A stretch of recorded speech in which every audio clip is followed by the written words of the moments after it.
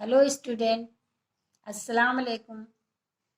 आज चलिए आप सभी लोगों को शायर फिराक गोरखपुरी से मिलाते हैं। आप लोग इमेजिन करिए कि फिराक गोरखपुरी की महफिल में बैठे हैं और उनकी गज़ल के आशार से लुत्फ़ अंदोज़ हो रहे हैं। लेकिन हमेशा की तरह गज़ल पढ़ने से पहले फिराक गोरखपुरी के बारे में जान लेते हैं। चलिए शुरू करते हैं सवाने हयात। फिराक गोरखपुरी का शुमार उर्दू के मुमताज़ तरीन गज़लगो शायरों में किया जाता है। का असली नाम रघुपति सहाय था। सन 1896 में गोरखपुर में पैदा हुए। उस ज़माने के आम माहौल की तरह उनके घर में शेर व शायरी का चर्चा था। चुनांचा बचपन ही से शेरगोई का शौक़ पैदा हो गया। कहा जाता है कि वो 13 बरस की उम्र से शेर कहने लगे थे। उन्होंने तालीम इलाहाबाद में हासिल की और उर्दू फ़ारसी के अलावा अंग्रेज़ी में भी आला दस्तगाह बहम पहुंचाई। बाद में इंडियन नेशनल कांग्रेस में शामिल हो गए और कुछ मुद्दत तक जवाहरलाल नेहरू के साथ काम किया। जेल भी गए। कुछ अरसे बाद अंग्रेज़ी में एमए किया और इलाहाबाद यूनिवर्सिटी ही से अंग्रेज़ी के उस्ताद हो गए और यहीं से 1959 में रिटायर हो गए। फिराक गोरखपुरी के कलाम के कई मजमूए शाया हुए, जिनमें रूह कायनात, रम्ज़ व कनायात, ग़ज़बिस्तान, शबनमिस्तान और गुले नग़मा ख़ास तौर पर काबिल ज़िक्र हैं। इनकी रुबाइयों का मजमुआ रूप भी बहुत मशहूर है। ये नाम है ये सब उनके मजमुए के। उर्दू में तासराती तनक़ीद के अलमबरदारों में भी फ़िराक का नाम लिया जाता है। उनके तनक़ीदी मज़ामीन का मजमुआ अंदाज़े और इनकी किताब उर्दू की इश्किया शायरी तासराती तनक़ीद की अहम मिसालें हैं। फिराक गोरखपुरी को 1960 में साहित्य अकादमी अवार्ड दिया गया। सन 1968 में उन्हें पद्म भूषण का खिताब मिला और सन 1969 में मुल्क का सबसे बड़ा अदबी एजाज़ ज्ञानपीठ अवार्ड अता किया गया। इंतकाल से चंद माह पहले 1982 में उनको मोदी गालिब इनाम पेश किया गया। फिराक गोरखपुरी ने गज़लें भी कहीं और नज़में भी, लेकिन बुनियादी तौर पर वो गज़ल के शायर हैं।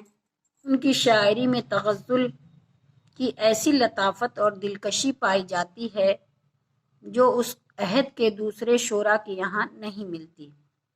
हिंदुस्तानी लहजा उर्दू शायरी में पहले भी था।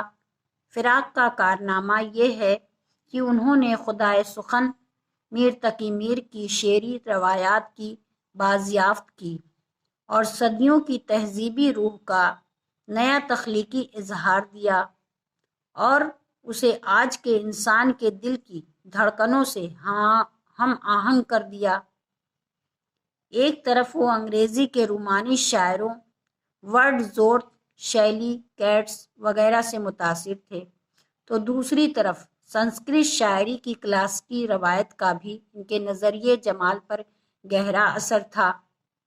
फिराक गोरखपुरी के बुनियादी मौज़ूआत हुस्न व इश्क, इंसानी ताल्लुकात की धूप छाँव, फितरत और जमालियात हैं।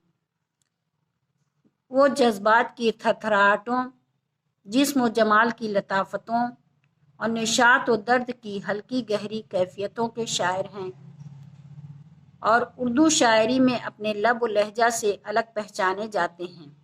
बच्चों, यहाँ सवाने हयात ख़त्म हुई। अब गज़ल की शुरुआत करते हैं। बच्चों, कुछ मुश्किल अल्फाज हैं, उनके मानी पहले समझ लीजिए। देखिए संगे निशां, इसका मतलब है मील का पत्थर, जिससे मालूम होता है कि मंजिल कितनी दूर है। दौलते दीदे साहिबे नजरा, यानी बाशऊर लोगों की आंखों का सरमाया। तीरे बख्ती, तकदीर की तारीकी बदनसीबी। कौनो मकां, कायनात व मौजूदात। अब इसमें हम आप लोगों को सियाक व सबाक भी बता दे रहे हैं। देखिए कैसे लिखेंगे। ये गज़ल का टुकड़ा हमारी पढ़ी हुई उर्दू की नई किताब, यानी किताब का नाम रहेगा, से लिया गया है। इस गज़ल के शायर फिराक गोरखपुरी हैं। इस गज़ल में शायर माजी और हाल के यानी पास्ट एंड प्रेजेंट के बारे में बता रहा है शायर। पहला शेर देखिए। आज भी काफिला इश्के रवां है कि जो था, आज भी काफिला इश्के रवां है कि जो था, वही मील और वही संगे निशां है कि जो था।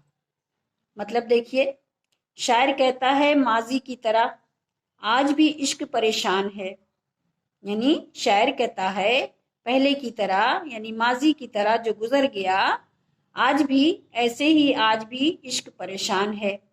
आशिक महबूब की तलाश में आज भी फिरता रहता है। मंजिल पाने के लिए इंसान को बहुत मुश्किलों का सामना करना पड़ता है। इंसान की मंजिल मीलों दूर नजर आती है। ठीक, ये आपके पहले शेर का मतलब हुआ। आगे चले। मंजिले गर्द की मानिंद उड़ी जाती हैं, मंजिले गर्द की मानिंद उड़ी जाती हैं, वही अंदाजे जहां गुजरा है कि जो था। मंजिले गर्द की मानिंद उड़ी जाती हैं, वही अंदाजे जहां गुजरा है कि जो था। अब शायर कहता है इसमें कि इंसान अपने मकसद से दूर होता जा रहा है। उसकी मंजिलें धूल की मानिंद उड़ी जा रही हैं, यानी दूर होती जा रही हैं। जिस तरह पहले ज़माने में सब कुछ होता था, आज भी वही है, कोई भी इसमें रद्दोबदल नहीं हुआ है।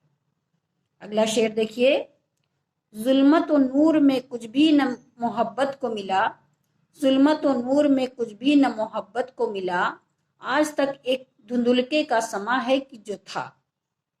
अब देखिए इस शेर में शायर कह रहा है कि दुनिया में अंधेरे और उजाले का असर भी मोहब्बत और खुलूस पर किसी को मिटा न सका, यानी मोहब्बत और खुलूस को मिटा न सका।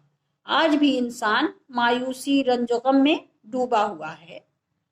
अगला शेर देखिए। जान दे बैठे थे एक बार हवस वाले, जान दे बैठे थे एक बार हवस वाले, फिर वही मसले सोज़ो ज़या है कि जो था।